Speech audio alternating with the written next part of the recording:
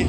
Boa tarde, meu amigo Alexandre Cavalcante, boa tarde, telespectador da TV São Gonçalo. Do de Parnamirim, vai dizer melhor, de Parnamirim. Esse mercado é um mercado tradicional, é o primeiro mercado da cidade, né? Ele data de muitos anos, né?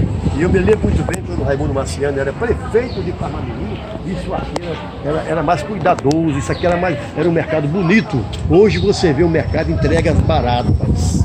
Você não sabe para onde está indo o dinheiro de Parnamirim.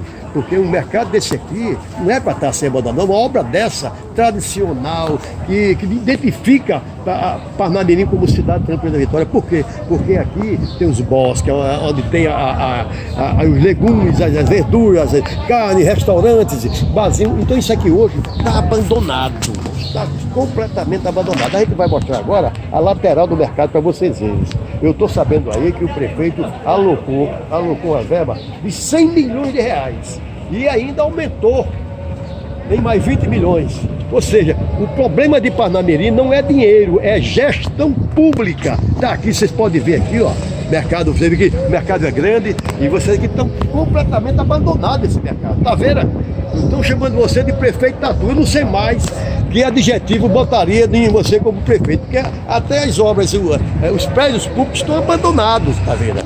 Tá vendo? Vamos ver se a gente, né, pega isso aí e faz desse mercado um ponto turístico da cidade de Parnamirim. Para você ter uma ideia,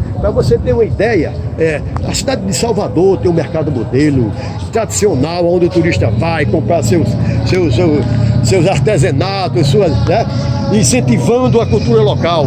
E Recife tem o mercado São José, tradicional mercado São José, entendeu? Aí você vê o nosso mercado aqui em Parnamirim abandonado. E de novo, o problema não é dinheiro, o problema é gestão. Eu não sei os assessores de Taveira, você está vendo isso aqui, essa área aqui todinha, o ex-prefeito Agnello Alves fez uma praça belíssima aqui, Taveira. Além de não conservar a praça, ainda mandou derrubar os bancos, fonte luminosa que tinha aqui. Então, Taveira, você está, Taveira, devendo à população, a quem confiou o voto, a você, Taveira. Taveira, vamos ver se você, Taveira, cuida melhor de Parnamirim, Taveira. Ok? Graciano Luz para a TV São Gonçalo.